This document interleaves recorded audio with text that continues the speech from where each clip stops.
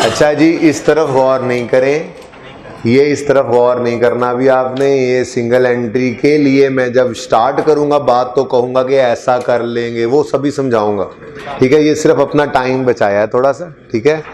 और अभी आप अल्फा ट्रेडिंग ओपन कर लें, तब तक हाथ खड़े कर दें वो बच्चे जिनके पास सिंगल एंट्री वाली बुक नहीं है। आज कहा था ना लेके आए, बेटा परसों का कहा था सिंगल एंट्री। सुन, मैंने परसों कहा था, जिक्र किया था कि सिंगल एंट्री शुरू हो जाएगी कल, नहीं क्या? तो ये बेटा किसने देखना था? नहीं, ये किसने देखना था? नहीं, मुझे तो खुद नहीं पता होता किस वॉल्यूम में क्या है। ना ना ना, आपने खुद ही देखना, इसको इंश्योर करना। नया टॉपिक शुरू हो रहा है तो देख लिया करें हमारे पास जो किताब है उसमें ये टॉपिक है या नहीं है, ठीक है। हाथ खड़ा करें जी। कितने बच्चे हैं? सजा मिलनी है इन सबको। बुक है? कितने बच्चों के पास बुक नहीं है? बोरिंग कॉस्ट तो बेटा होनी थी, लेकिन सिंगल एंट्री शुरू करना है आज। चलें कॉपी करवाता हूं आपके लिए। मुझे पता है आप लोगों ने जान के ऐसा किया।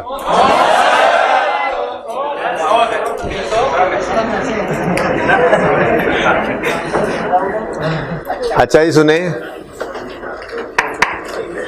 ATL बहुत अच्छा सवाल था। It was a very good question.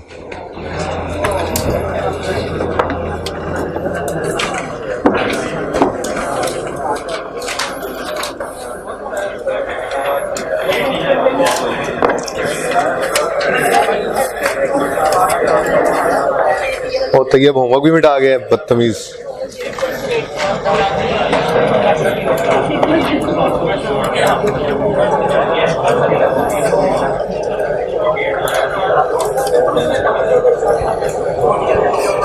अच्छा जी, ATL अल्फा ट्रेडिंग लिमिटेड जो है, प्लीज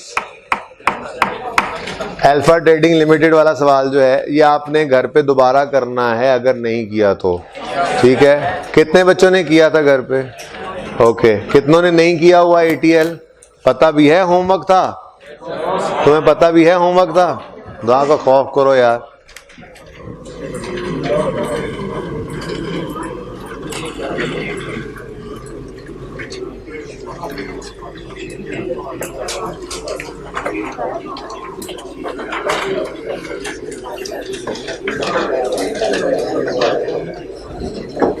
पता नहीं क्या होमवर्क लिखा है पिछली क्लास में मैंने। 12 ये तो बताया ना, पास पेपर 8 है।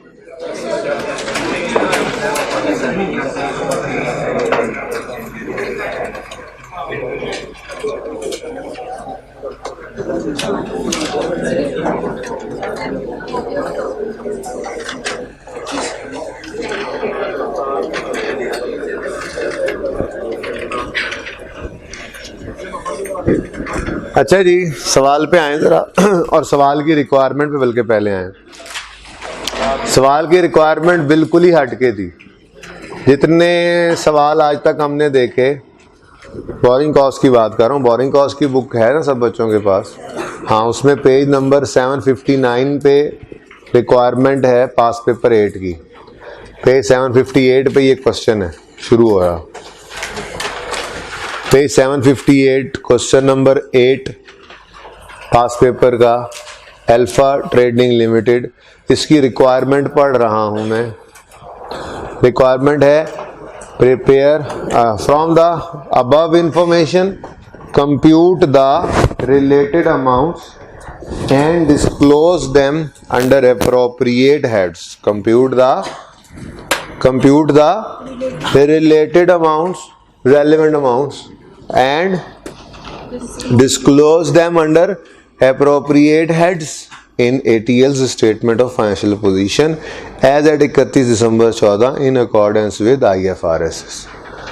छुपा गया सब कुछ रिक्वायरमेंट के अंदर, ठीक है।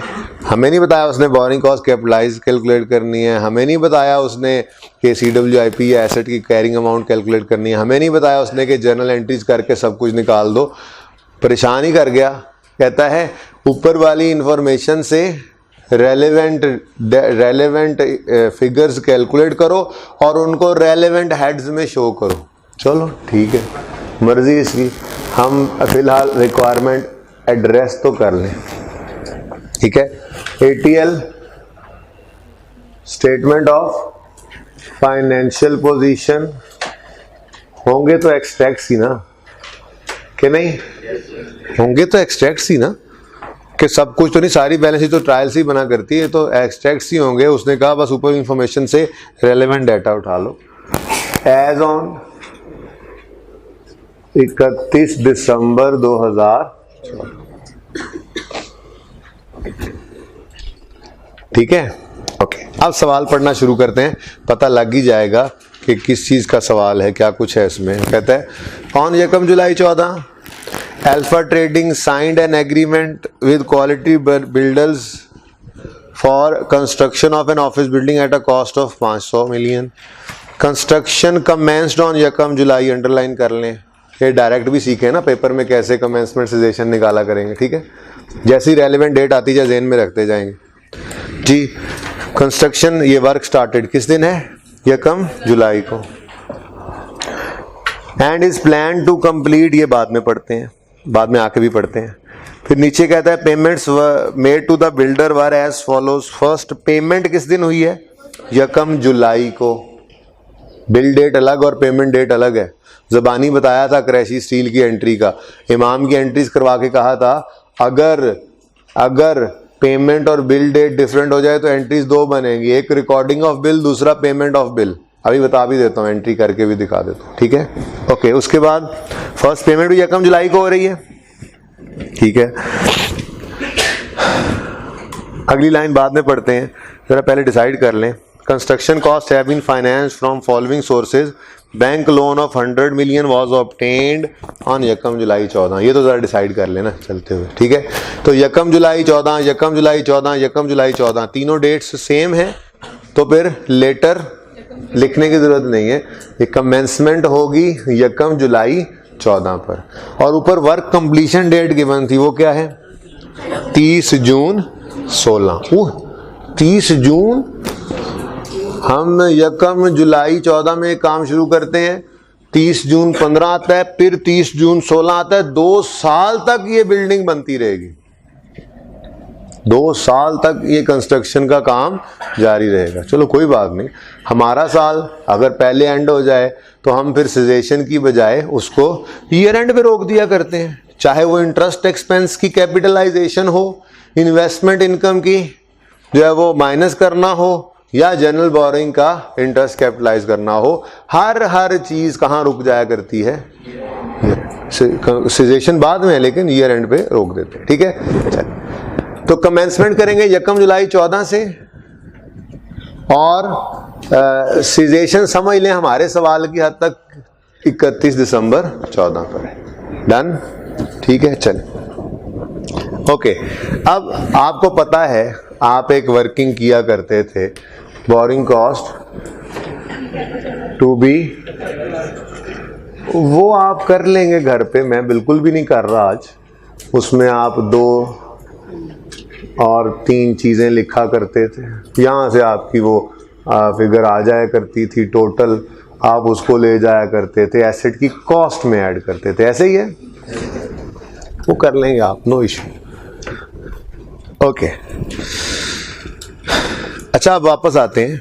The payments made to the builders were as follows, और इनवॉइस डेट है 20 जून 14 और पेमेंट डेट है 1 जुलाई 14। तो एक तो यहाँ पर ये भी सीखेंगे अभी, जो क्रैशी वाले सवाल में ज़बानी बताया था आपको। ठीक है जी, लेकिन सवाल इस तरह का करना भी तो ज़रूरी था।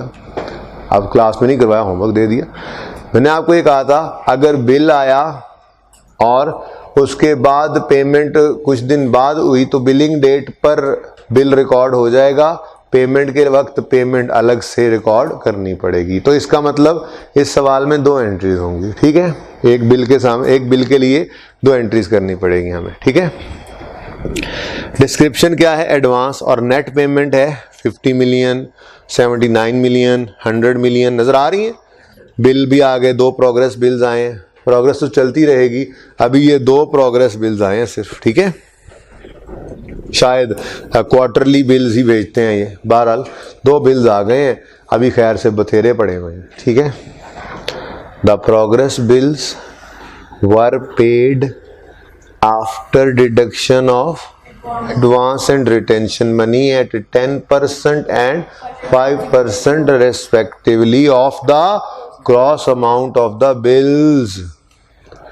Retention money is to be refunded, ये बाद में पढ़ लेते हैं कब रिफंड होना है। इसका मतलब कहानी वही वाली है, प्रोग्रेस बिलिंग वाली कहानी है। बोलो, एक वर्किंग किया करते थे आप, शायद आपको याद हो जी, ग्रॉस नेट बिल पेड तक पहुंचने के लिए आप रिटेंशन मनी, एडवांस, ये सारी लाशें गिराते हुए आप नेट पे पहुंचते थे, एडवांस। और होता क्या था असल में, तो ग्रॉस बिल जो रिसीव, वो बेचारा दे बैठता था जो बिल, वो ग्रॉस बिल, फिर आप उसमें से एडवांस भी काट लेते थे, रिटेंशन मनी भी काट लेते थे और नेट अमाउंट पे किया करते थे, ठीक है। तो मैं इसको उसी तरह से कोशिश करके आपके सामने, एक डेट होगी बिल की date,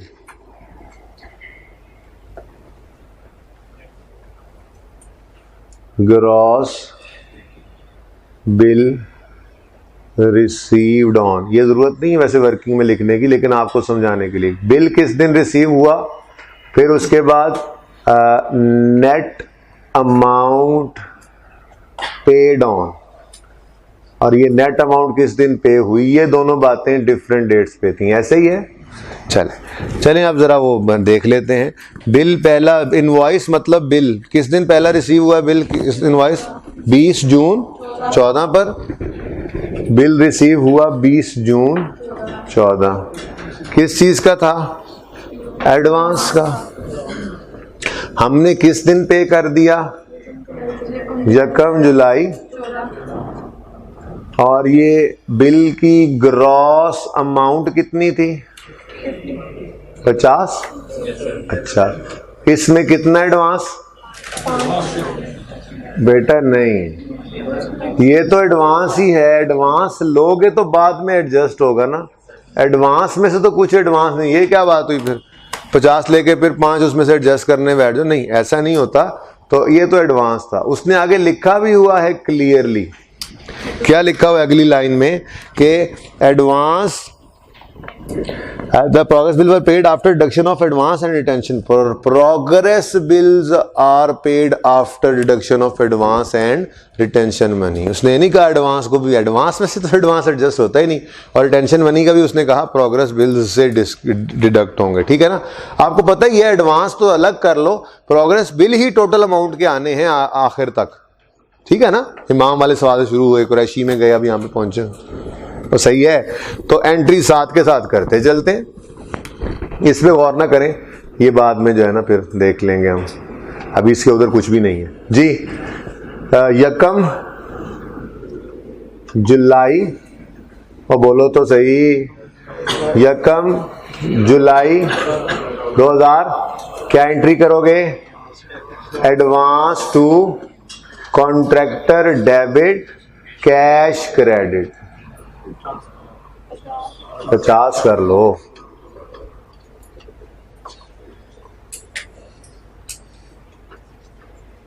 advance paid to contract, लेकिन ये तो रिक्वायर्ड नहीं था,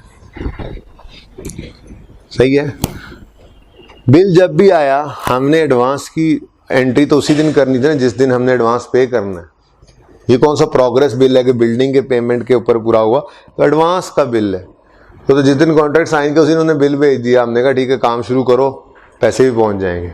तो एंट्री किस दिन करेंगे, जिस दिन पैसे दिए। तो एंट्री होगी क्या, एडवांस डेबिट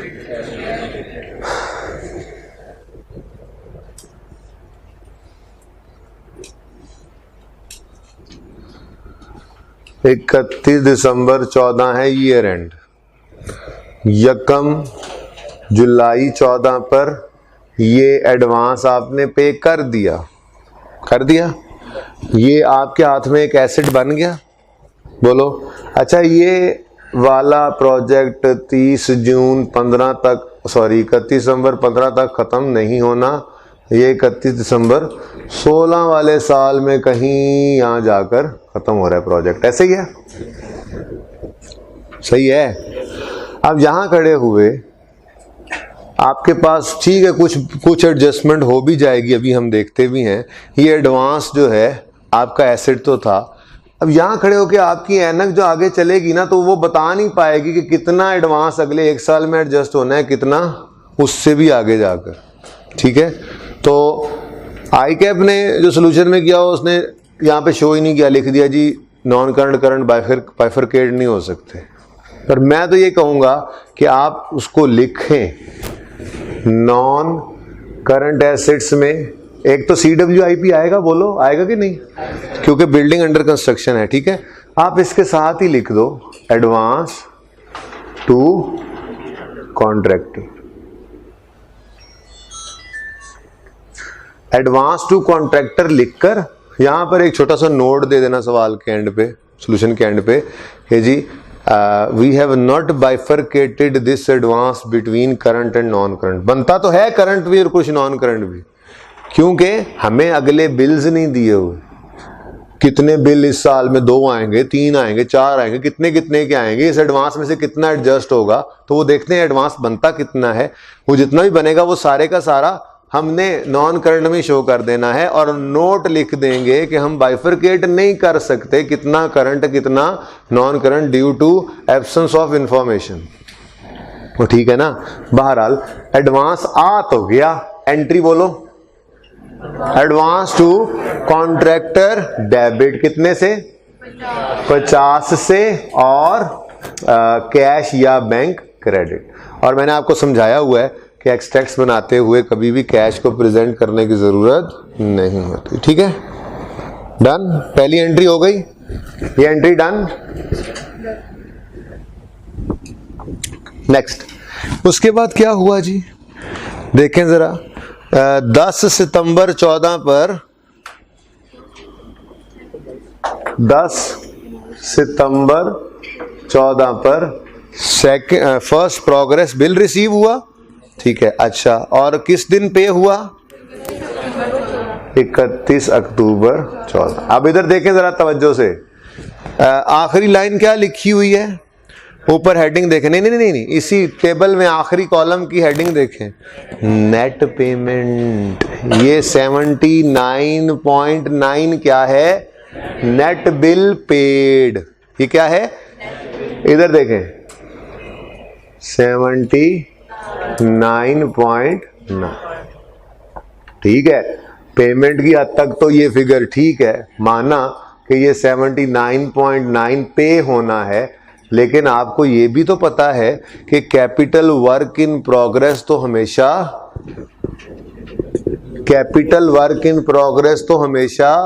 ग्रॉस से डेबिट होता है। क्या हमारे पास ये 79.9 ग्रॉस फिगर थी, बेटा उधर रख दो, 79.9 ग्रॉस फिगर थी, बोलो नहीं, नेट फिगर थी। ये नेट कैसे हुई, ये टोटल फिगर में से 10% इस ग्रॉस में से 10% एडवांस माइनस होगा, 5% रिटेंशन मनी माइनस होगा, और नेट अमाउंट आएगी। इसका मतलब ये 79.9, ये 79 अभी लिख रहा हूं, फिर बाद में दोबारा मिटा देता हूं। ये क्या है, 85 है, क्योंकि 5 यहां पे कट चुका, 10 यहां पे कट चुका, ये 100 बनता था। बात समझ आ रही है। तो ये परसेंटेजेस नहीं थी बस जी, 79.985 है, क्यों, 15 माइनस हो चुका है। मुझे बताओ 79.9 को अगर 100 करना है तो डिवाइडेड बाय 85 मल्टीप्लाइड बाय 100 करें तो 100 बन जाएगा। बोलो कितना, 90। हम कह रहे हैं जी 94 की ग्रॉस अमाउंट है, इसमें से 9.4 माइनस करेंगे और 4.7 माइनस करेंगे, ठीक है। तो कितना बन रहा है, बन भी इतना ही रहा है, तो ठीक है ना।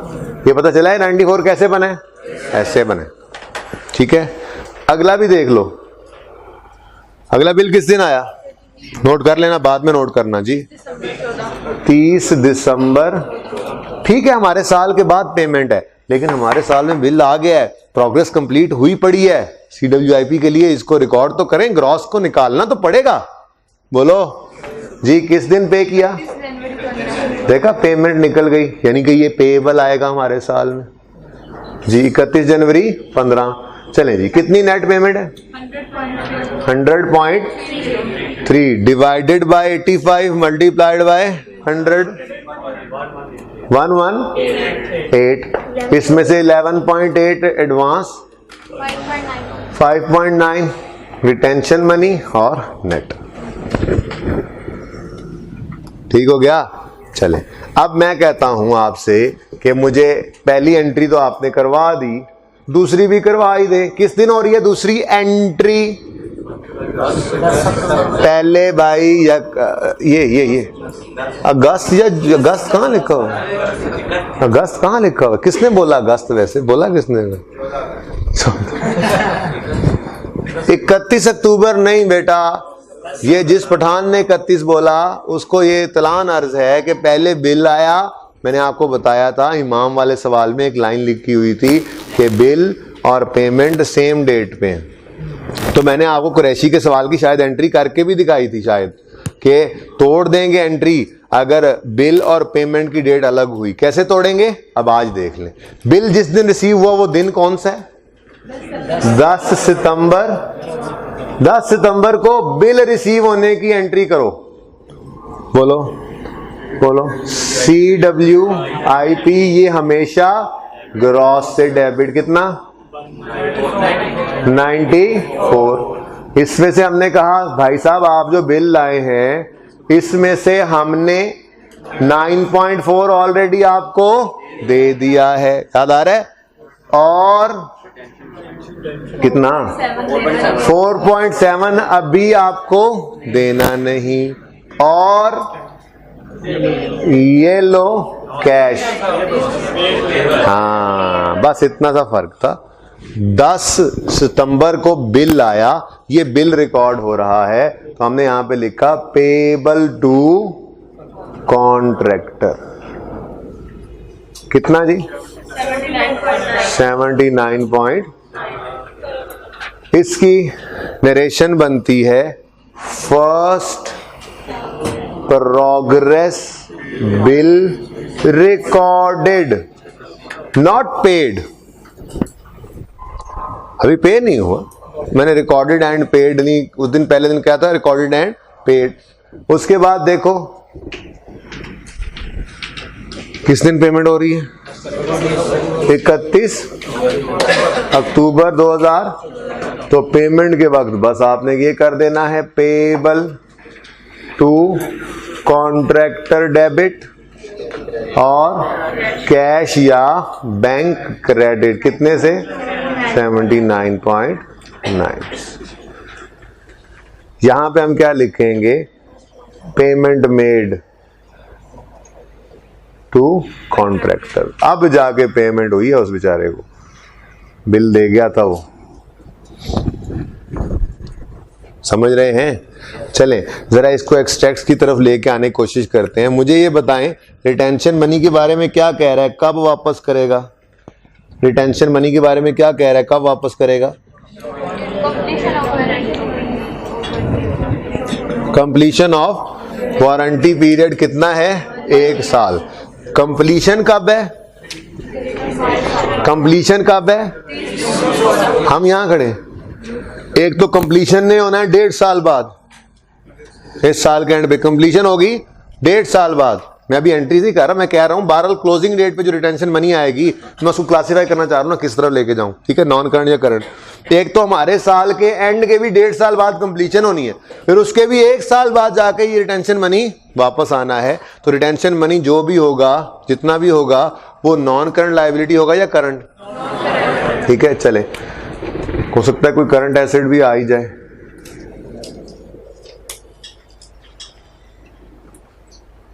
फिर उसके बाद नॉन करंट लायबिलिटीज और करंट लायबिलिटीज। ठीक है, अब मैं ये एंट्रीज आपके सामने पोस्ट करना चाह रहा हूं। जैसे पहली एंट्री आपने पोस्ट की वैसे ही सेकंड और थर्ड एंट्री पोस्ट होने लगी है। सेकंड एंट्री नोट कर ही जाना, घर पे कुछ ना करना बेटा फिर, ठीक है ना, हाँ आखिरी महीने में कर लेना। होमवर्क दिया था ये परसों जी, बोले बोले बोले एंट्री बोले, पहली एंट्री बोले CWIP डेबिट कितने से 94 से, फिर हमने कहा 9.4 हम आपको दे चुके हैं, क्या करें, non current current non current है, अभी आपको बताया है हमारे साल के एंड तक भी खड़े होकर देखेंगे तो 2.5 साल बाद इन्होंने वापस होना है, तो नॉन करंट लायबिलिटी है जी। रिटेंशन मनी पेएबल 4 जी 94 से बिल्डिंग, उन्होंने कहा जी 94 की बिल्डिंग बन गई है, पैसे दो, हमने कहा 9.4 दे चुके, 4.7 अभी आपको देने नहीं, और बकाया बोलो बकाया क्या है, पेएबल टू कॉन्ट्रैक्टर, बिल्कुल है जी 79.9, सही है, ये बात समझ आ गई, एंट्री पूरी हो गई है। 94 debit, 9.4 credit, 4.7 credit, 7.9.9 credit, done.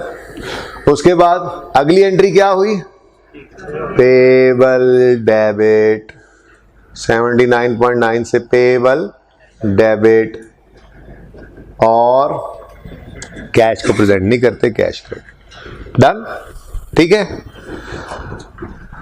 हो गई पहली एंट्री, हो गई दूसरी, दूसरी के अंदर 2 एंट्री नजर आ रही हैं असल में ना, इधर देखो ये है एंट्री, 1 जुलाई को एंट्री 10 नवंबर को हुई और 31 अक्टूबर को हुई।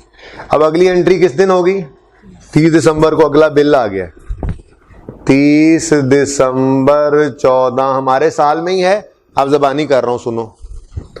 एंट्री क्या होगी, CWIP debit 118, advance credit, retention money credit और पेएबल, ठीक है, करें एंट्री।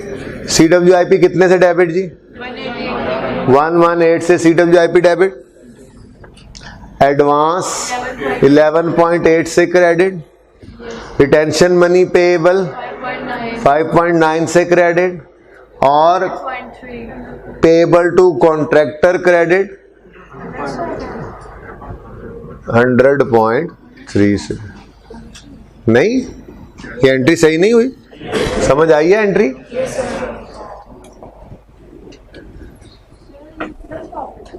क्या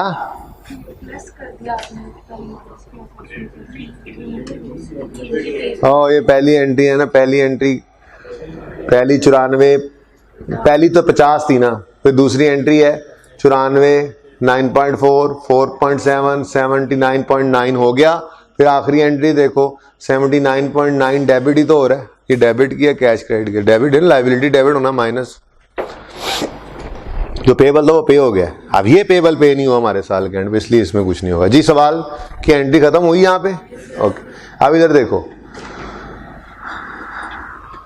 कितना एडवांस क्लोजिंग में बताओ ना, 28.8, 10.6, 100.3, एक पेएबल है। ये बिल कब पे होना है, ये 31 जनवरी 15, 31 दिसंबर 14 पे तो पेएबल है ना, बात समझे हो। आई के अपने बहरहाल अपने एडवांस के साथ नीचे नोट में लिखा हुआ था जी, हमने इसको लिखा ही नहीं बैलेंस शीट में, क्योंकि करंट नॉन करंट नहीं हो सकता। मैं तो ये कहता हूं बेहतर है इसको लिख के नीचे ये नोट लिखो कि जी मैंने लिख दिया है, ये करंट नॉन करंट बाइफरकेट नहीं कर सकता, आपने डाटा नहीं दिया हुआ तो मैंने नॉन करंट में लिख दिया, ठीक है, ओके।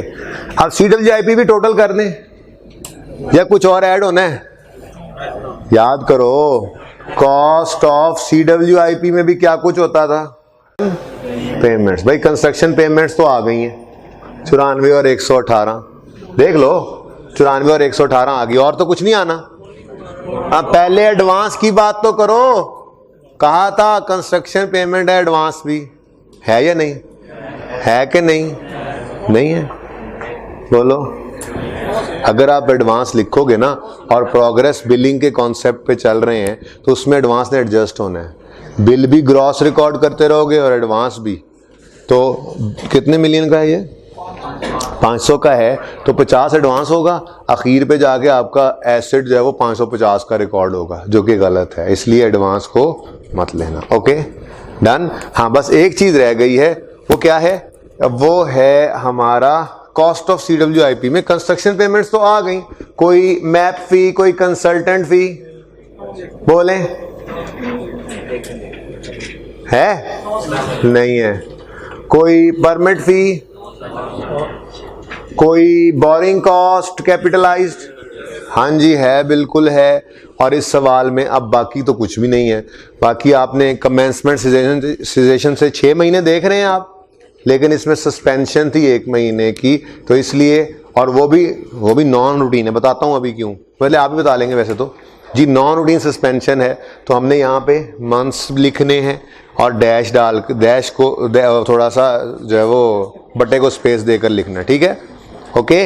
यहाँ से आपके पास interest on specific loan, investment income, interest on general loan, जो भी होगा ये वर्किंग के बाद ये फिगर निकल आएगी। बोलो, ये फिगर उठा के आपने यहाँ पे ऐड करनी है, CWIP क्लोजिंग आ जाए। डेप्रिशिएट तो इसने होना नहीं, ठीक है? डन बेटा, इसलिए कि अभी हमने वो सारा रिटेन किया ही नहीं है, जाहिर सी बात है। अच्छा, एक चीज जो यहां पर मिस कर रहा हूं मैं, उसकी वजह वो पॉइंट ना पढ़ना है, जो पॉइंट चलें पढ़ ही लेते हैं।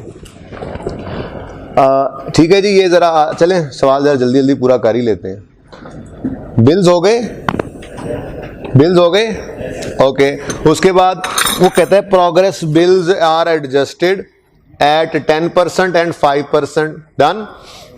Retention money is to be refunded, ये भी पढ़ लिया, इसीलिए हमने इसको नॉन करंट भी कह दिया। आगे कहते हैं on 1 September construction work was stopped for 1 month to resolve geological complications pertaining to the foundation of building. बोले जी कैसे नॉन रूटीन? नॉन रूटीन कैसे? जब कभी बुनियादों के लिए जमीन खोदोगे पानी निकलेगा। जब भी जहां भी आज तक बिल्डिंग के लिए बुनियाद खोदी गई, उसमें से पानी निकला, हाँ, जमीन बैठ जाती है। क्या हर जगह नरम होती है? तो कॉम्प्लिकेशंस हर जगह पे नहीं हुआ करती। ये कॉम्प्लिकेशन जो बिल्डिंग की फाउंडेशन के लिए आ गई हैं, उनको रिमूव करने के लिए उन्हें जो टाइम सस्पेंशन का लगा, ये रूटीन नहीं है, ठीक है? किसी को लगता है रूटीन तो बता दे मुझे, किसी को लगता हो रूटीन है? बोलो, नहीं है रूटीन? चले आगे बढ़े। The construction cost has been, अच्छा नॉन रूटीन है तो क्या करेंगे? माइनस करेंगे ना। चले आगे बढ़े। The construction cost has been financed from the following sources. Bank loan of 100 million कब आया? 1 जुलाई को 14 को ये लोन आ गया है, और ये लोन के ऊपर इंटरेस्ट 6 माह बाद पे होता है। ये लिख रहा है वो, क्या कहता है? The loan carries a markup of 11% payable. कुछ बोल ही दो ताकि मैं चाय का घूंट भर लूं इतनी देर। The loan carries a markup of 11% payable semi annually on 31 December and 30 June. यानी 1 जुलाई 10 को, ये 1 जुलाई 14 को लोन आया ना, तो 1 जुलाई 14 से 31 दिसंबर 14 तक के 6 महीने का इंटरेस्ट 31 दिसंबर 14 में पे करते हैं। फिर 1 जनवरी 15 से 30 जून 15 तक का इंटरेस्ट 30 जून, यानी कि उस हाफ ईयर के एंड पे पेमेंट हो जाती है इंटरेस्ट की। किसकी? इंटरेस्ट की। आगे क्या कहता है जरा पढ़े, मैं चाय पी लूं। दवाई थी यार, चाय थोड़ी थी जी। बोले क्या लिखा आगे? क्या लिखा है? The principal is repayable in 4 equal annual instalments. ये सेमी, जरूरी नहीं है कि अगर इंटरेस्ट सेमी एनुअल जा रहा है तो लोन भी सेमी एनुअल ही पे होना। हो सकता है लोन जो है वो आखिर में 5 साल बाद एक ही बार पे हो, ठीक है ना? तो डिफरेंट हो सकता है। अब अपना साल था 31 दिसंबर 2000 और चलता जा रहा है। लोन किस दिन आया? 1 जुलाई। ठीक है, कितना लोन था? अब अगर ये सेमी एनुअल नहीं बल्कि एनुअल इंस्टॉलमेंट है, ठीक है, तो फिर पहली इंस्टॉलमेंट कब पे होगी वो ना भी बताता तो 1 जुलाई से 30 जून आएगा, 30 जून से, वो भी साल के बाद थी। लेकिन उसने कहा ऐसी कोई बात नहीं है, हमने थोड़ा सा पीछे खींचा है इस इंस्टॉलमेंट को। स्टार्टिंग कब से, वो कहता है the principal is repayable in 4 equal annual installments commencing from 1 April. तो ठीक है, फिर कमेंसिंग 1 अप्रैल, अब आइंदा हर साल 1 अप्रैल पे होगा। तो इधर देखो 31 दिसंबर हमारा साल था, इसमें कोई पेमेंट नहीं हुई। 1 अप्रैल 15 पे पहली किस्त पे करेंगे, 25 क्यों लिखा, 4 इक्वल इंस्टॉलमेंट्स, ठीक है। फिर ऐसे ही एनुअल है तो 16 में भी 1 अप्रैल, 16 पर 25 एंड सो ऑन। अब हमारे ऊपर तो हम यहां मौजूद हैं, आपको पता ही है ये, और आप पे बोझ 100 का 100 पड़ा है, और आपकी ऐनक बाहर निकल चुकी है। जो ऐनक अगले 12 महीने नजर दौड़ाती है तो उसको सिर्फ 25 नजर आता है। तो 100 में से 25 क्या है, current portion of long term loan, कितना 25। इधर देखो, इसको थोड़ा ऊपर करके यहां पे लिख लेते हैं, नीचे भी लिखा जाता था लेकिन तंग होगी जगह। Current and non current liabilities में लॉन्ग टर्म लोन है ना जी। इधर देखें 25 अगर करंट है तो 100 में से 25 माइनस कर दो तो 75 नॉन करंट, ये भी प्रेजेंट करना, ठीक है। हाँ, जनरल लोन के बारे में, जनरल लोन का सिर्फ एवरेज बैलेंस गिवन था, तो एवरेज बैलेंस से रेट तो निकाल सकते थे कैपिटलाइजेशन का, क्लोजिंग बैलेंस शायद गिवन नहीं था। देखें average is something else, average तो वो मंथ्स आउटस्टैंडिंग के साथ लोन आउटस्टैंडिंग निकालते थे, याद है ना। वो तो एवरेज बैलेंस है कि पूरे साल इतना, कभी 25, कभी 50, कभी 60, कभी 70, कभी 10, कभी 12, जी एवरेज 35 था। अब ये एवरेज तो क्लोजिंग नहीं है, बैलेंस शीट में क्लोजिंग आते हैं। तो जनरल लोन में उसने एवरेज बैलेंस दिया था, वो एवरेज को ना शो कर देना बैलेंस शीट में। देखें पॉइंट नंबर 2 में, existing finance facility, average running finance balance for the year was 190 and markup was 24.7। तो ये 24.7 डिवाइडेड बाय 190 करके रेट निकालना था बस। इस 190 को बैलेंस शीट में नहीं शो कर सकते, समझ आ रही क्यों नहीं कर सकते, और बोलो ये नहीं, रनिंग फाइनेंस क्या लायबिलिटी नहीं होती, नहीं, हमें ये बता देता ना 31 दिसंबर 14 पर इसका बैलेंस ये था, फटाफट यहां लिख लेते, करंट में लिखते, करंट ये करंट लायबिलिटी होती है, करंट लोन होता है, ये किसी वक्त कम बढ़ता रहता, कम होता रहता है, ठीक है। लेकिन ये बताता तब ना, उसने हमें क्लोजिंग बैलेंस नहीं बताया, एवरेज पूरे साल का बताया, हमने उससे रेट निकाल ली जो जिसके लिए हम यूज किया करते थे। वो याद करो, जहां पे सीखा था कैपिटलाइजेशन रेट निकालना, तो हमने लिखा था अमाउंट आउटस्टैंडिंग, ठीक है ना।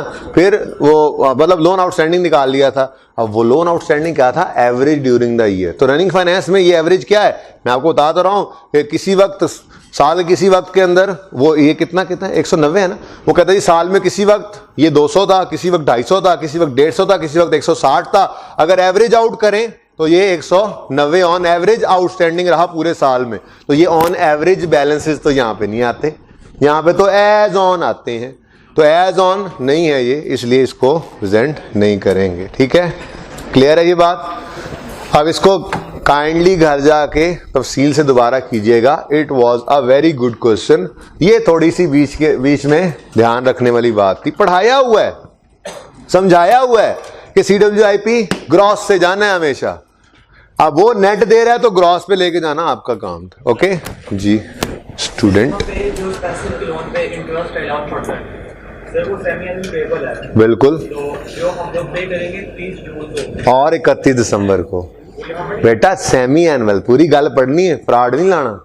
इधर देखो, रिकॉर्डिंग तो नहीं हो रही सी, फिर पढ़ो। 100 million was obtained, the loan carries markup of 11% payable semi annually on 31 December and 30 June each year. पूरी गल क्यों नहीं पढ़ दे, यकम जुलाई 14 से 31 दिसंबर 14 तक का लोन 31 दिसंबर 14 की शाम को पे हो जाना है। अगर वो यकम जनवरी 15 की सुबह पे होता ना तो यहां पर इंटरेस्ट पेएबल भी आता,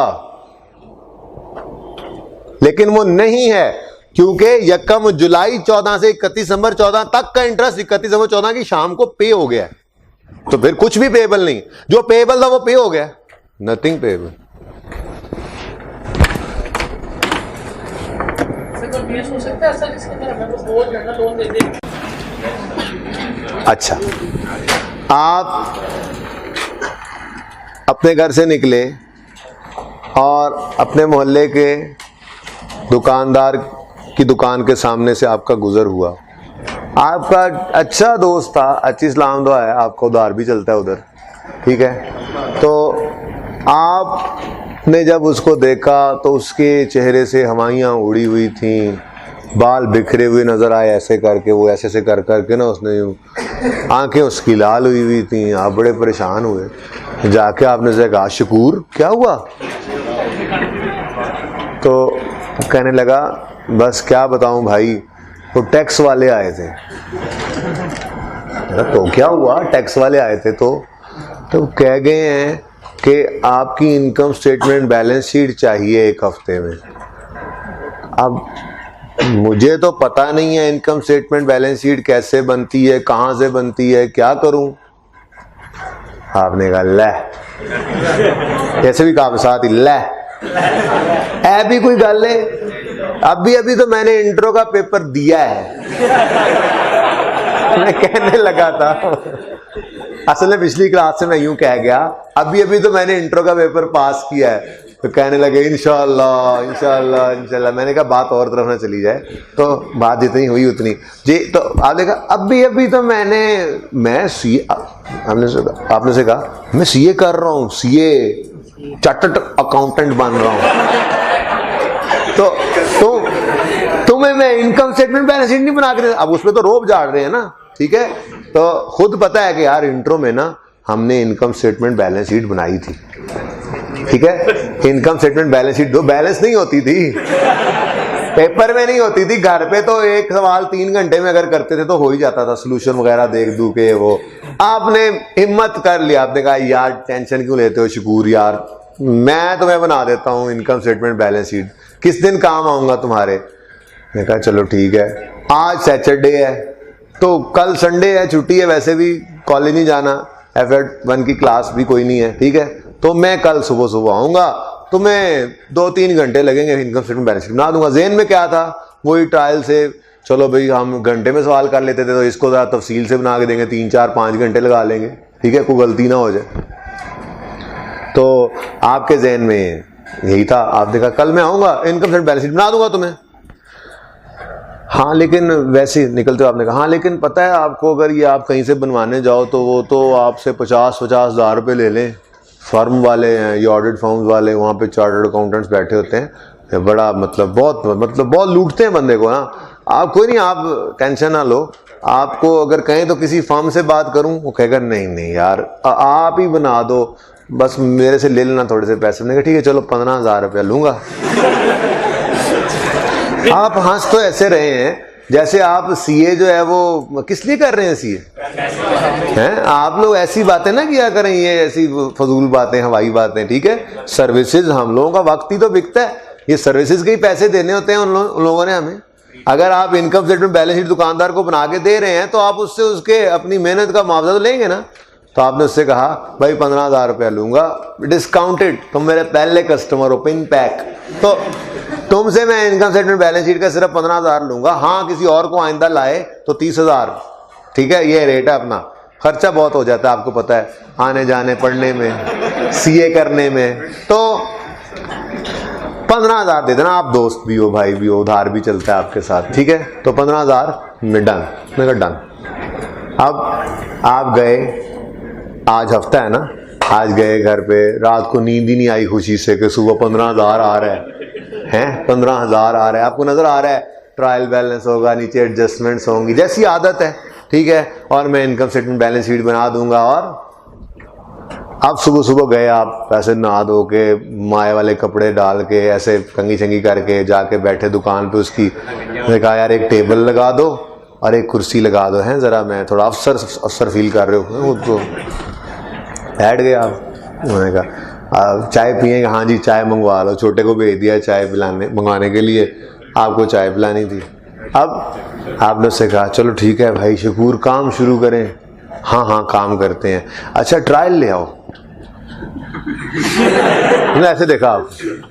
मैंने कहा ट्रायल क्या होता है? मुझे नहीं पता ट्रायल क्या होता है।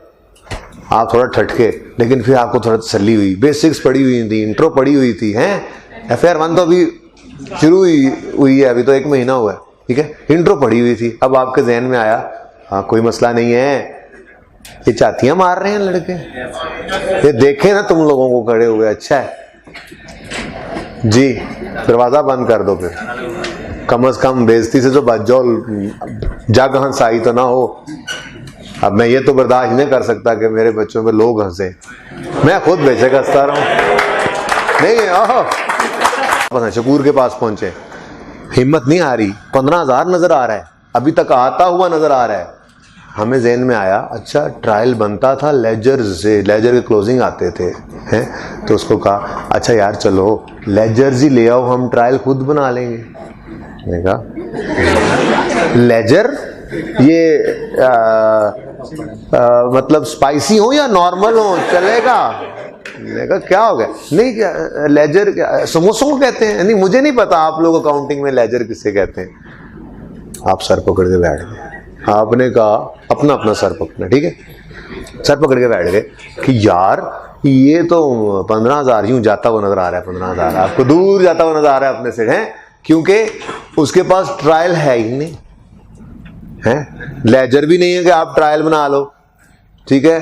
तो आपने कहा लो जी फंस गए 15,000। अब आपने फ़ोन कहाँ से लगा? वो शकूर भाई ज़रा काम है थोड़ा सा, मुझे पड़ गया एकदम फ़ोन आ गया। तो हफ्ते का टाइम है ना, इंशाल्लाह जो है ना वो मैं आपको कल आके बना के देता हूँ। अब जहन में यही था कि मुझे आके तंग करेंगे, पूछेंगे क्या किया जाए, ठीक है। तो वो इत्तेफाक से मैंने आपको टॉपिक ही वही शुरू करवा दिया, प्रिपरेशन ऑफ फाइनेंशियल स्टेटमेंट्स यानी अकाउंट्स फ्रॉम इनकम्प्लीट रिकॉर्ड्स। तो चलें ये तो शुरू करेंगे ही। आपने कहा सर अब क्या करूं? मैंने कहा यार ऐसा करो 15 में से 7.5 मेरे मिलके चलते हैं, सिखा देता हूं कैसे करेंगे काम।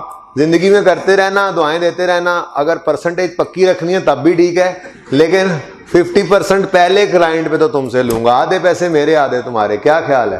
तो क्या नाम है तुम्हारा? तो जवाब ने कहा ठीक है सर काम हो गया, बस डन, चलें आज शाम को है? नहीं ओके।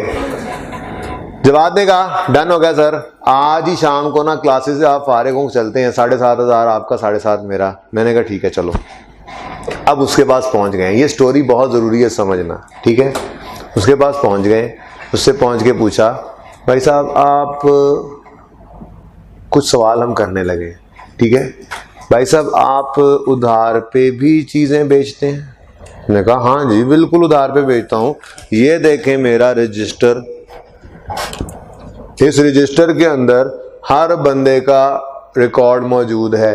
ये फलां मिस्टर फलां मकान नंबर फलां इतने पैसे देने हैं, मिस्टर फलां मकान नंबर फलां गली नंबर फलां इतने पैसे देने हैं, मिस्टर फलां इतने पैसे देने हैं, फलां फलां फलां फलां फलां। नोट किया होता है उसने, पता ही आपको, उसने ज़बानी थोड़ा याद रखा होता है। दुकानदार ने रिकॉर्ड तो रखा होता है ना कुछ ना कुछ। देखा जी रिकॉर्ड रखा हुआ है। देखा अच्छा यानी कि तुम्हारे पास डेटर का लेजर नहीं है, रजिस्टर है। तुमने डबल एंट्रीज नहीं की हुई, लेकिन तुमने इनको सिंगल एंट्री इसलिए कह देते हैं इसको उर्फ़े आम में, वरना है ये असल लफ्ज़ वही जो टॉपिक है उसके ऊपर बुक के ऊपर लिखा हुआ है, accounts preparation of accounts from incomplete record, ठीक है ना। सिंगल एंट्री को इसलिए कहते हैं कि डबल एंट्री का चक्कर कोई नहीं है, उन्होंने सिर्फ single single single single note किया होता है, ठीक है ना। मैंने कहा ठीक है तुम्हारे पास डेटर्स का रजिस्टर है, सिर्फ चीज़ें उधार पे बेचते हो या खरीदते भी हो उधार पे? कहने लगा बिल्कुल जी, अकबरी मंडी से सामान खरीद के लाता हूँ, ठीक है, और वो उधार पे खरीद के लाता हूँ, कुछ पैसे दे आता हूँ, कुछ पैसे महीने डेढ़ बाद अगली बार जाता हूँ तो वो दे देता हूँ और फिर उधार पे सामान उठा लेता हूँ। मैंने कहा अच्छा, इसका मतलब उसका भी रिकॉर्ड होगा? उसने कहा हाँ जी बिल्कुल, उसके लिए ना ये कॉपी है मेरे पास। ओह इतना भारी क्यों है ये रजिस्टर, इसमें क्या है? स्टील के सफे। अच्छा अच्छा जी, उसने कहा जी क्रेडिटर की भी डिटेल है, कॉपी बना रखी है मैंने कि जी फलां बंदे से मैंने इतनी बोरियां चीनी की उधार पे उठाई थी, फलां से इतनी बोरियां आटे की उधार पे उठाई थी, फलां बंदे से इतने किलो और इतने लीटर ऑयल या घी जो है वो उधार पे उठाया था, और वो सारा रिकॉर्ड भी है। इसका मतलब डेटर के लिए रजिस्टर था तो क्रेडिटर के लिए कॉपी थी, लेजर शैजर कोई नहीं है, ठीक है। हाँ बस यहीं से हमें बैलेंसेस मिल रहे हैं। हमने कहा अच्छा कैश कितना पड़ा तुम्हारे पास? पहले छोड़ो स्टॉक की बात, स्टॉक कितना है? उसने कहा जी देखें बात ये है कि उसने जैसे कहा जवाब से, यार पहले तो बताओ ये बंदा कौन है? मैंने कहा चुप करो, मेरे उस्ताद लगे हुए हैं आजकल तो बना देंगे इनकम से, टैक्स वाले इनकम स्टेटमेंट। अच्छा अच्छा अच्छा, मैं पूछा स्टॉक? उसने कहा देखें जी यहाँ पे दुकान पे हालत ये होती है कि एक बंदा आगे कहता है 5 किलो चीनी तोल दो, अभी मैं चीनी की तरफ जा रहा होता हूँ कि पीछे से आवाज लगती है यार 2 लीटर घी भी लेते आना, और पहुंचते पहुंचते 3 बंदे कह चुके होते हैं जल्दी करो पत्ती दे दो, नाश्ता करना है, दफ्तर पहुंचना है। तो मेरे पास रिकॉर्ड कोई नहीं है कि कौन सी चीज कितनी पड़ी हुई है। हाँ इसका एक हल है, आप आज अभी शाम को ही आए हैं, ठीक है, आप थोड़ा घूम फिर लें, दुकान बंद करने का टाइम हो ही रहा है, तो आप दोनों भी आ जाइएगा, मैं दोनों मुलाजमों को भी रोक लूंगा, तो हम जो है वो पांचों मिलकर, 2 मुलाजिम 2 हम और 5वें दुकानदार साहब शकूर साहब, ठीक है, हम पांचों मिलकर स्टॉक गिनती कर लेंगे। This is the only way. ये उस छोटे दुकानदार के अकाउंट्स बनाने 15,000 कमाने के लिए सब कुछ करना पड़ेगा। आपको अंदाजा हो रहा है, पैसे कट मांग लेने कम होता है, ठीक है, अगली बार आप ज्यादा कहेंगे, ठीक है। तो एनीवेज तजर्बे से ही सीखता है इंसान, ठीक है। अब उस 15 में से भी 7.5 तो मैंने ले जाने हैं, ठीक है, चले कोई बात नहीं। तो खैर तजर्बा सीख लेंगे तो खैर सीख लेंगे ना, तो फिर आगे के लिए भी तो फिर कमाइए ही कमाइए, ठीक है। तो खैर आपने हमने उससे कहा कि जी स्टॉक, उसने कहा जी स्टॉक का पता लगाने का एक ही तरीका है, उसकी फिजिकल काउंट कर लिया जाए, ठीक है। आपको इंट्रो याद होगी कि इंट्रो इन्वेंट्री के टॉपिक में अगर क्वांटिटी होती थी, रेट होता था, तो हम मल्टीप्लाई करके स्टॉक निकाल सकते थे। तो क्वांटिटी आ गई, रेट से मल्टीप्लाई किया, और आपके पास भाई तुम नहीं, तुम दोनों, ये पुरानी सजा मिली उसको, तुम लोग आज मौके पे बोल रहे थे, ओके, तुम ही थे, वही था। ओके फिर भी खड़े रहो, तुम खड़े रहे आप, ठीक है जी, ओके। अब ये 3 बातें की, डेटर्स लेजर शैजर कोई नहीं, रजिस्टर से डाटा मिल जाएगा, क्लोजिंग तो मिल जाएंगे ना। इस साल पे हम कहेंगे इस साल के एंड पे कितने डेटर्स हैं, टोटल कर लेंगे। अब पिछले साल के चाहिए हो तो पिछले साल का रजिस्टर उससे ले लेंगे, ये हो सकता है इसी साल के अंदर पिछले साल तक का भी एंड लिखा हो, बहरहाल डेटर्स का बैलेंस मिल जाएगा। लेजर कोई नहीं बनाया हुआ उसने, क्रेडिटर कॉपी से मिल जाएंगे, स्टॉक हम गिनती कर लेंगे, ठीक है। फिर अगली बात उससे पूछी, भाई साहब कैश कितना पड़ा है आपके पास? देखो हमें बताओ, हमने अकाउंट्स बनाने हैं आपके टैक्स वालों के लिए, इसलिए हमें बताओगे तो काम चलेगा ना। कैश कितना पड़ा आपके पास? उसने कहा आए बैठे तशरीफ रखें, गल्ला खोले, गिन लेते हैं। ये मैं बता रहा हूं जराए कि जिनसे हमें ये बैलेंसेस मिलते हैं। कभी भी ये मिसकंसेप्शन जहन में ना आए इस टॉपिक के अंदर कि उसने ये एंट्री की होगी, उसने कख नहीं किया हुआ। डबल एंट्री के नाम पे सिंगल एंट्री तो की हुई है उसने, रिकॉर्डिंग तो की हुई है, उसने कुछ नहीं किया हुआ। जो कुछ कर रहे हैं वो हम खुद कर रहे हैं, सही है। तो हमने जाओ किसी को बुलाओ, काम तो करो ना, वेले जल्दी आना। हमने उससे पूछा debtors register, creditors copy, stock गिनती, कैश गिनती। ने कहा अच्छा बैंक अकाउंट है बिजनेस का, दुकान का बैंक अकाउंट खोला हुआ है? ने कहा बिल्कुल खोला हुआ है। हमने कहा उसमें कितना बैलेंस पड़ा हुआ है? ने कहा जी अभी फोन करते हैं, आए बैंक से बैलेंस पता कर लेते हैं, स्टेटमेंट भी मंगवा लेते हैं। ये 5 चीजें मैंने बोली हैं आपको, डेटर, क्रेडिटर, स्टॉक, कैश और बैंक। पूरा सिंगल एंट्री का टॉपिक इन 5 अकाउंट्स के आसपास घूमता है, और भी आएंगे अकाउंट्स, ठीक है। पूरा सिंगल एंट्री का टॉपिक इन 5 अकाउंट्स के आसपास घूमेगा, डेटर, क्रेडिटर, इन्वेंट्री, कैश और बैंक। बाकी भी होंगे लेकिन ये मेन अकाउंट्स होंगे जिनके आसपास घूमेगा, ठीक है। अच्छा, फिर एक छोटी सी डिस्कशन। अब दुकानदार की किस्में होंगी। एक तरह के दुकानदार वो होंगे जो सारे के सारे पैसे जो कैश की दराज में पड़े हैं, उन सारे के सारे पैसों को,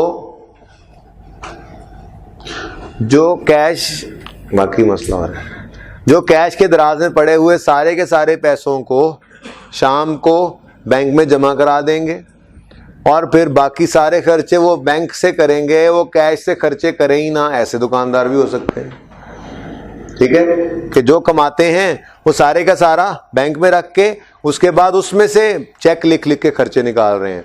बिजली का बिल आ रहा है तो मकान मालिक, दुकान मालिक किराए के लिए आ गया उसको, और अपने मुलाजमों को तनख्वाह देनी है तो चेक लिख लिख के निकाल रहे हैं। एक दुकानदार ऐसा हो सकता है। वो दूसरी किस्म का दुकानदार हमारा जो शकूर भाई है, वो दूसरी किस्म का भी हो सकता है, यानी दोनों तरह का हो सकता है। वो क्या है, आपने जो कैश कमाया, सेल्स की, कैश दराज में इकट्ठा हुआ, उस दराज वाले कैश से आप कुछ खर्चे इनकर करें। आप घर ले जाने हैं पैसे, फोन आ गया घर पैसे लेके आना, आप वो पैसे निकाल के जेब में रखते हैं, दराज से रख सकते हैं, ठीक है। आपने कोई मुलाजिम को तनख्वाह देनी है, आपने कोई बिजली का बिल आते हुए जमा कराना है, हो सकता है आप उसी कैश में से खर्चा करके बकाया पैसे बैंक में जमा करवा दें, ठीक है, तो सही है। अच्छा, उसके बाद दोनों तरह के काम मिक्स भी हो सकते हैं कि आप यूं करते हो कि आप कैश में से खर्चे करके बकाया बैंक में भी जमा कराते हो, बैंक से भी खर्चे कर रहे हो, कैश से भी खर्चे कर रहे हो, ठीक है। तो ये मोटी मोटी बातें जहन में रखते हुए सवाल को शुरू करते हैं हम, ठीक है। सवाल आपके सामने, यार वो तैयब को नहीं बुलाया, कॉपीज नहीं है ना आपके पास? हाँ ठीक है यार, जरा तैयब को बुलाना जल्दी से भाई, जल्दी से। ये सारी चीजें जहन में रखते हुए, सवाल तो आप तक आ ही जाएगा, ये सारी चीजें जहन में रखते हुए आप लोगों ने क्या करना है इस सवाल में, हमारी अप्रोच ये होगी कि हमारे पास जो बैलेंसेस होंगे उन सब के हम ओपनिंग और क्लोजिंग बैलेंसेस होंगे, उन सब के हम लेजर्स बना लेंगे, ठीक है। सिंगल एंट्री का सवाल करने का तरीका क्या हुआ करेगा, सवाल में जिन जिन अकाउंट्स के ओपनिंग क्लोजिंग गिवन होंगे उन अकाउंट्स के लेजर्स ओपन कर लेने हैं, ठीक है। अब वो लेजर्स उसने ओपन किए हुए हैं, वो उसके लेजर्स हैं नहीं, उससे तो हमने एक्सट्रैक्ट की है इंफॉर्मेशन जाके, डेटर्स कितने हैं, इतने हैं, वो इतने, वो रजिस्टर से आए हुए डेटर्स हैं। ओपनिंग क्लोजिंग सिर्फ पता होगा, ठीक है, पिछले साल का क्लोजिंग, इस साल का क्लोजिंग पता होगा। हम लेजर बना रहे हैं, ओपनिंग क्लोजिंग लिखेंगे। उससे पूछा क्रेडिटर्स कितने, उसने कहा पिछले साल के क्लोजिंग इतने थे, पुराने रजिस्टर से देख लो, इस साल के क्लोजिंग इस वक्त इतने हैं, मेरे ऊपर लायबिलिटी। हम लेजर बनाएंगे। स्टॉक हम अकाउंट ही बनाएंगे परपेचुअल की तरह से, वो कुछ नहीं कर रहा, बात समझे हैं। तो जितने भी आइटम्स के ओपनिंग क्लोजिंग बैलेंसेस गिवन होंगे सवाल में, हम उन सब के लेजर ओपन करेंगे। क्लियर है? वो बोलो। अच्छा, वो तो हम कर ही लेंगे। अब सवाल शुरू करने का तरीका क्या होगा, लेजर्स ओपन करने से पहले हमने इतनी इनकम स्टेटमेंट और बैलेंस शीट बना लेनी है, सिर्फ इतनी सी। भाई कॉपीज इनके लिए भी तो करवानी थी, कहाँ है कॉपीज, किधर है पेजेस, कितने, किसी के पास भी नहीं है खैर से किताब, कितने बच्चों के पास नहीं है किताब? हाँ, इतने बच्चों के लिए करानी है। आपने पूछा भी नहीं बेटा आके, मैंने सवाल भी करवाना था। मैं 2-3 दफा तो भेज चुका हूँ मुख्तलिफ लोगों को, लेकिन वो किसी और को बुला लाते हैं, इशारा नहीं समझते, जल्दी कर लें।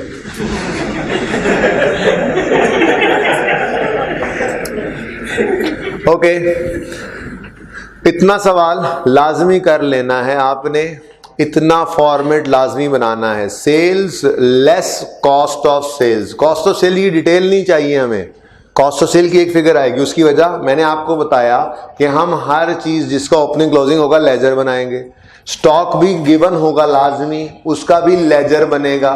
तो जब स्टॉक या इन्वेंट्री का लेजर बनता है, आपको याद होगा, तो उसके अंदर डेबिट साइड पे परचेजेज आया करती थी, इंट्रो याद करें, क्रेडिट साइड पे कॉस्ट ऑफ सेल आया करती थी। उसके अंदर परचेज की एंट्री होती थी, इन्वेंट्री डेबिट क्रेडिटर या कैश क्रेडिट, ऐसे ही है ना। पीरियोडिक सिस्टम में परचेज डेबिट कैश क्रेडिट होता था ना, और परपेचुअल में वही entry inventory debit cash credit होती थी। याद आ रहा है? लेकिन परपेचुअल सिस्टम में आपको याद होगा सेल के वक्त दो एंट्रीज हुआ करती थी, एक डेटर डेबिट सेल क्रेडिट, दूसरी cost of sale debit inventory credit. ठीक है, तो इन्वेंट्री के अकाउंट में क्रेडिट साइड पे कॉस्ट ऑफ सेल आया करती है। ठीक है, तो ये फिगर हमारी कॉस्ट ऑफ सेल के, ये इन्वेंट्री के लेजर से कॉस्ट ऑफ सेल निकल आया करेगी। हम opening plus purchase less closing नहीं लिखा करेंगे कॉस्ट ऑफ सेल निकालने के लिए। ठीक है, तो इतना फॉर्मेट लाजमी बनाना है, sale less cost of sale gross profit, add other income, दो लाइनें खाली, लेस एक्सपेंसेस बाकी सफा खाली। इसमें कोई रट्टा नहीं है, इसमें उल्टा कम हो गया इंट्रो से भी। इंट्रो में तो फिर ओपनिंग और ये कॉस्ट ऑफ सेल के नीचे डिटेल लिखनी पड़ती थी, वो भी नहीं लिखनी। इतना फॉर्मेट ये आज जैसे करवा रहा हूं, हर सवाल ऐसे ही करेंगे हम।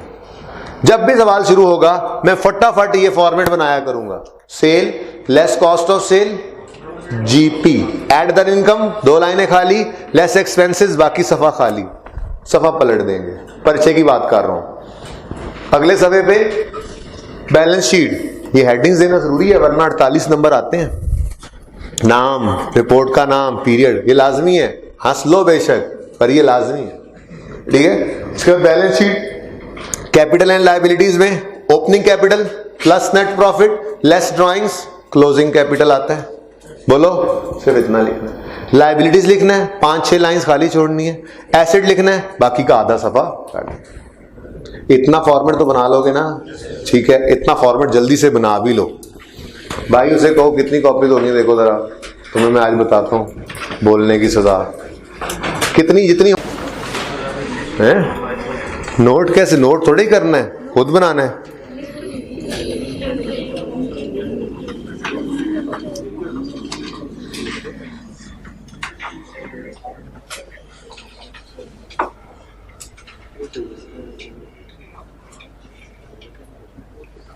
सवाल का नाम है अली अब्बास। बस ऊपर आप खाली जगह भी छोड़ दे, सवाल आने पर पता लग जाता आपको।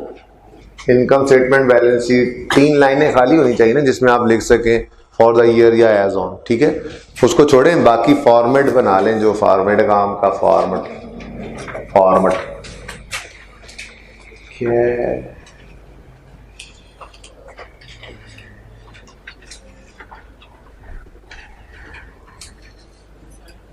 जी स्टूडेंट, ये ऐसे ऊपर नहीं आएगी बेटा, कोई गल नहीं, एक ही बात है, टोटली करना है ना।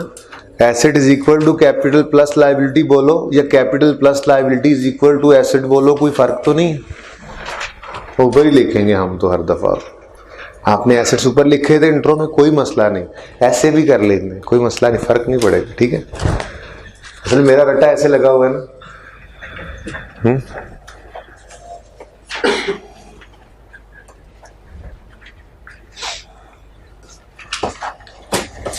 हाँ भाई बैठ जाओ यार, थक गए हो गए तुम लोग। नजर तो आ रहा है ना, आगे आ जाओ। नहीं, तुम तो असल में मुजरिम हो, कितने दिन से तुमने मेरा दिमाग खराब करके रखा हुआ।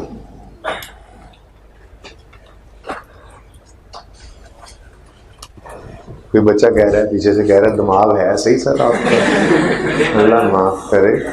यही तो नहीं है जिसको मैंने बोला दिमाग, यही बोल रहा था। नहीं, ये ऐसी बात नहीं बोल सकता, ये ना करो तुम, है बहुत बदतमीज आदमी, लेकिन ये बात नहीं बोल सकता। हाँ जी, क्यों ना दें, कोई एक वजह बताएं ना देने की। अभी तक तो आप हैं नहीं। ये हर रो में 4-4 रख दें, बस पूरे हो जाएंगे। हर रो में 4-4 रखें। नहीं, आपको नहीं कह रहा मैं, इनको कह रहा हूं, आपने पूरे खुद ही करने हैं। हर रो में 4-4 रख दें, बच्चे खुद ही बांट लेंगे। ये बुक का दरअसल पेज नंबर जो है वो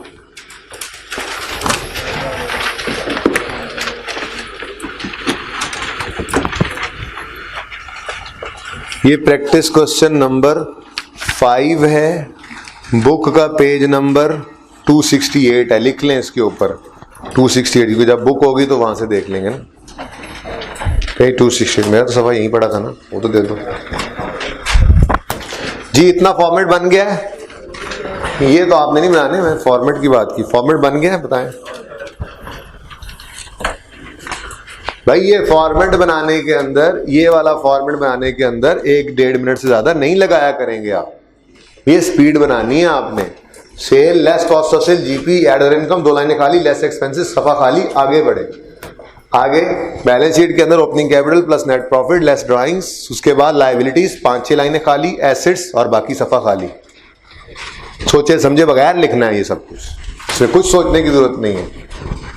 जल्दी करें। अच्छा जी, आधे सवाल पे इधर देखें। Mr. Ali Abbas is running a general store and has provided you with following information: cash in hand, cash at bank, sundry debtors, stocks, sundry creditors, rent payable, electricity, telephone bills, prepaid। काफी सारी चीजें हैं, 4-5 items हैं जिनमें balances हैं 30 जून 9 और 30 जून 8। ये बड़ा ध्यान रखना है सिंगल एंट्री के सवाल में, ऊपर ध्यान से साल पढ़ लेना है। ये नहीं आज 9 और पहले और 8 बाद में है ना, तो कल 8 पहले और 9 बाद में कर देगा। कोई IAS 1 की प्रेजेंटेशन नहीं लग रही होती सवाल के अंदर के पहले हमेशा रिसेंट ईयर ही होगा। ये 9 पर्चे के अंदर तेजी में देखे बगैर हर ओपनिंग क्लोजिंग और हर क्लोजिंग ओपनिंग नहीं, ध्यान से सिर्फ डेट को देख लेना है, ठीक है। अब बड़ा आसान काम है, मैंने आपको कहा। वैसे हमारा ईयर एंड क्या है और रिक्वायरमेंट क्या है, देखो। You are required to prepare trading and profit and loss account and balance sheet as on 30 जून 2000। और भाई शकूर को यही बना के देनी थी ना, इसलिए सबसे पहले वो बनवाई आपसे, ठीक है। अब ये बनेगी कैसे, मैंने कहा जी हम जिन जिन चीजों का ओपनिंग क्लोजिंग बैलेंस गिवन होगा ये हमें नहीं निकालना पड़ेगा, ये हमें दुकान पे चल के नहीं जाना पड़ेगा। पेपर में आपके ICAP के सवाल में सिंगल एंट्री का सवाल आया, आपने सवाल के अंदर वो पर्चे के अंदर उसको रखा साइड में पर्चे को, और दुकानदार के पास जाके सवाल करेंगे। और नहीं, ये सब कुछ काम करने के बाद ये ओपनिंग क्लोजिंग आपको निकाल कर दे दिए गए हैं। अब इनसे कहते हैं कि करो अब अगला काम, ठीक है। तो जिन जिन के ओपनिंग क्लोजिंग बैलेंसेस गिवन हैं उनके लेजर्स बनाएंगे। तैयार हैं, बोलें। सबसे पहले क्या है, कैश इन हैंड। तो कैश अकाउंट इधर देखें, एसेट होता है। ओपनिंग कितना, 14.3 थाउजेंड में कर लूं, rupees in thousands, rupees in thousands है। कोई गल नहीं यार, पॉइंट तो 2 सिफरें बच गई ना। नहीं यार, कौन लोग हो तुसी, मतलब कौन लोग हैं आप, इतने क्यों आप लोग बैगर ऑफ लाइन है जी। 14,300 क्लोजिंग बताएं, 700, ठीक है, ठीक है। नेक्स्ट, कैश एट बैंक के कोई टेक्निकल काम नहीं है। ओपनिंग 349,100 और क्लोजिंग 10400। मैं सबसे ज्यादा एंजॉय करता हूं इस टॉपिक को, मुझे तो बहुत अच्छा लगता है, ठीक है। आपको भी अच्छा लगेगा इंशाल्लाह। तो ये सबसे आसान टॉपिक अब आया है असल में। नेक्स्ट, बच्चे नई लोगों की बातों में आना, याद रखना। अभी तक कोई टॉपिक मुश्किल लगा है ही नहीं। मुश्किल अकाउंटिंग में कुछ भी मुश्किल नहीं है, यकीन करो। आपने बस आसपास लोगों की बातें नहीं सुननी। कोई कहेगा सिंगल एंट्री बड़ा मुश्किल है, पता ही नहीं चलता सवाल कहां से शुरू करें। आप 1 हफ्ते बाद उसे कहना लेके आओ दुनिया का कोई भी सवाल, मैं बताता हूं कैसे शुरू करना है ही कुछ नहीं। नहीं है, नहीं आप ओ भाई कि 12:15 से पहले क्लास खत्म होगी। ओके, 12:15 तक मेरा राइट और आज मेरी लायबिलिटी, माफ कर देना। Next, sundry debtors. Debtors sundry asset है। ओपनिंग बताओ 48,700। क्लोजिंग बताएं 80 उसके बाद स्टॉक, ओपनिंग बताएं 15700, क्लोजिंग बताएं 27500। उसके बाद क्रेडिटर्स, लाइबिलिटी है इस तरफ कितना, नेक्स्ट क्लोजिंग 130,800। उसके बाद रेंट पेबल ना लिखो, एक्सपेंस ही लिख लो। पेबल हो चाहे प्रीपेड हो, एक्रूअल रिवाइज करवाऊंगा। एक्रूअल में हम एक्सपेंसेस या इनकम्स का एक कंसोलिडेटेड लेजर बनाते थे। ओपनिंग प्रीपेड भी हो सकता है, ओपनिंग पेबल भी हो सकता है, क्लोजिंग में प्रीपेड भी हो सकता है, पेबल भी हो सकता है, कैश और एक्सपेंस आया करता था। कुछ याद आ रहा है एक्रूअल प्रीपेमेंट का topic? Accrual prepayments, bad doubtful debts, BRS और मार्कअप मार्जिन, ये 4 चीजें तो मुझे रिवाइज करवानी पड़ेंगी सिंगल एंट्री करने के लिए। तो जितनी FAR 1 के अंदर ये यूज होंगी, कौन कौन सी चीजें, बैड डाउटफुल डेट का टॉपिक, जितना यहाँ पे कम, वो हफ्ता नहीं लगेगा। अब किसी एक दिन 20-25 मिनट, 20 मिनट मैक्सिमम हर टॉपिक। लेक्चर्स के अंदर किसी एक दिन एक्रूअल प्रीपेमेंट रिवाइज हो जाएगा 15 मिनट में, किसी एक दिन BRS रिवाइज हो जाएगा, किसी एक दिन बैड डाउटफुल डेट रिवाइज हो जाएगा, मार्कअप मार्जिन तो साथ साथ रिवाइज होता ही रहेगा। तो ये रूटीन रहेगी हमारी, रिवीजन करवानी पड़ेगी मुझे, पर थोड़ी थोड़ी, जितना को यूज होना है यहाँ पे, जितना मुझे जरूरत है इन टॉपिक्स की, उतनी रिवीजन मैं आपको करवाऊंगा। और अगर मुझे जरूरत महसूस हुई कि नहीं जी काम नहीं चल रहा मेरा, तो हो सकता है कि किसी एक दिन में मैं ये सारे रिवाइज करवा दूं, कुछ भी हो सकता है। ठीक है जी। तो बहरहाल उसमें एक्रूअल की जो है वो रिवीजन भी हो जाएगी। फिलहाल तो जितना याद है इंट्रो में, जिनको नहीं याद वो इसको देख के बस कहेंगे चलन जी इंतजार तो चल रहा है, अभी तो इंतजार ही चल रहा है जी। एक्रूअल प्रीपेमेंट्स, पेबल है ये रेंट पेबल, ओपनिंग पेबल, मैं ओपनिंग पेबल यूं लिख लूं ताकि आपको थोड़ा सा वो इस तरफ रिवीजन की तरफ आप चल पड़े। ओपनिंग पेबल कितना है, 3500। क्लोजिंग पेबल कितना है 45। फिर क्या है,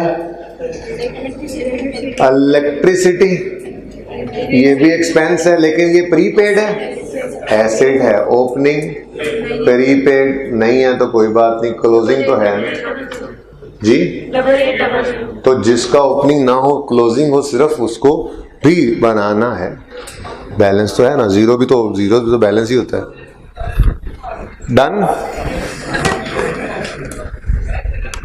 2 काम क्या हुआ है,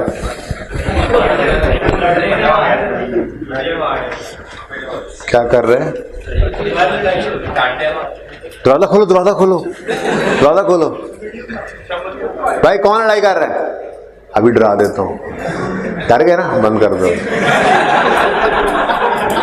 ओके नेक्स्ट, अगला काम। ये काम आसान लगा, चले, हो सकता है ये सवाल मैं पूरा ना करवा सकूं, दूसरी क्लास को थोड़ा ज्यादा करवा दिया, आपको थोड़ा कम पे छोड़ा, लेकिन मंडे को ये सवाल मैं वैसे भी पहले नंबर पे करवाया नहीं करता था, ये पहले दिन का होमवर्क हुआ करता था।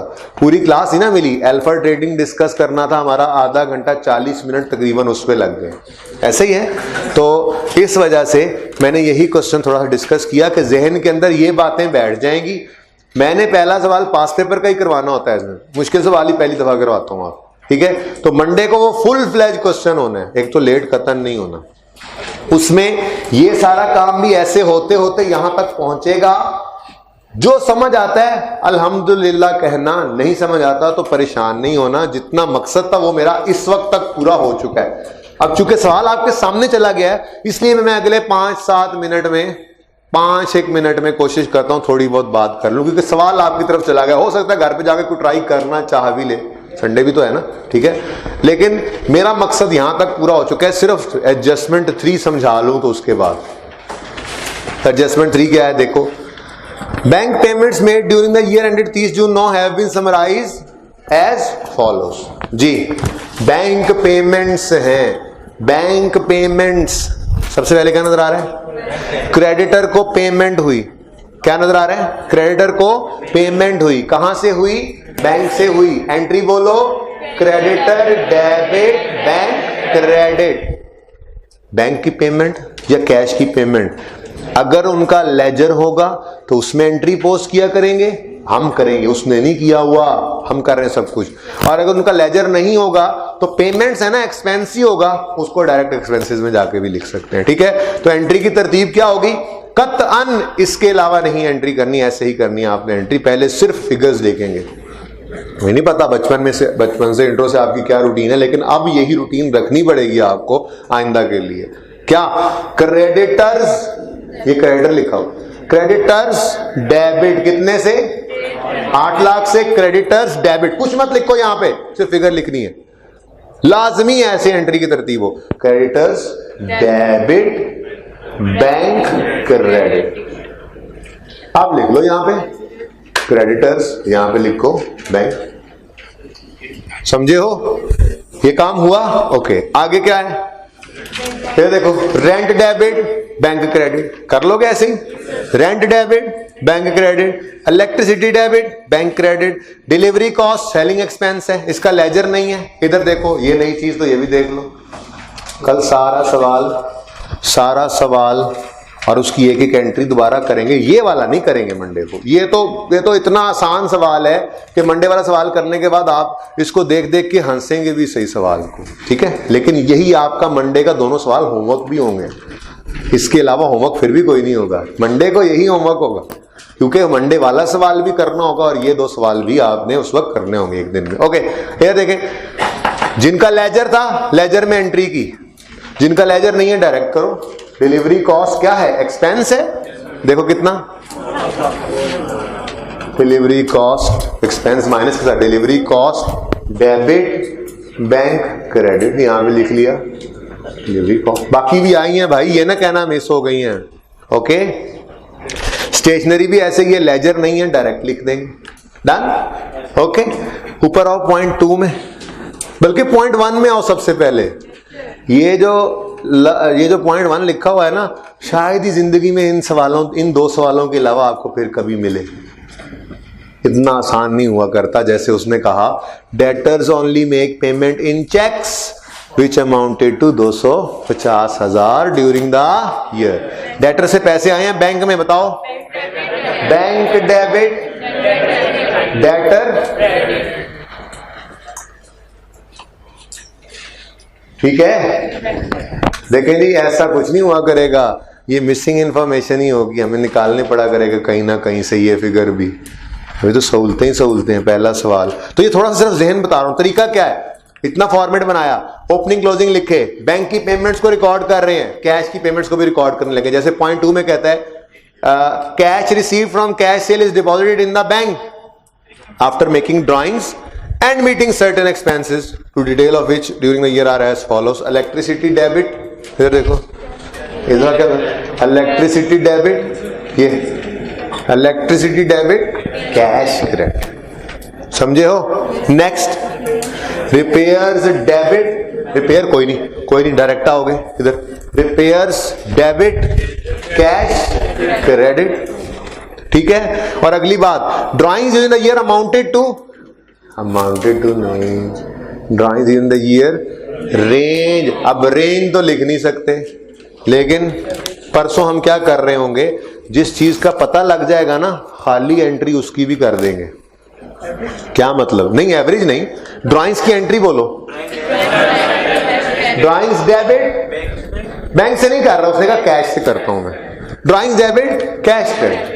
अब सारा सवाल पूरा करने के बाद, ओके सर, सारा सवाल पूरा करने के बाद आ गए आपके सर, छुट्टी कर लेंगे आप। अब सुन लें, सारा सवाल को पूरा करेंगे तो बैलेंसिंग फिगर्स से ही हमें कुछ चीजें मिसिंग मिल जाएंगी, कुछ चीजें नहीं, ठीक है। तो तरतीब क्या होगी हमारी मंडे से इंशाल्लाह?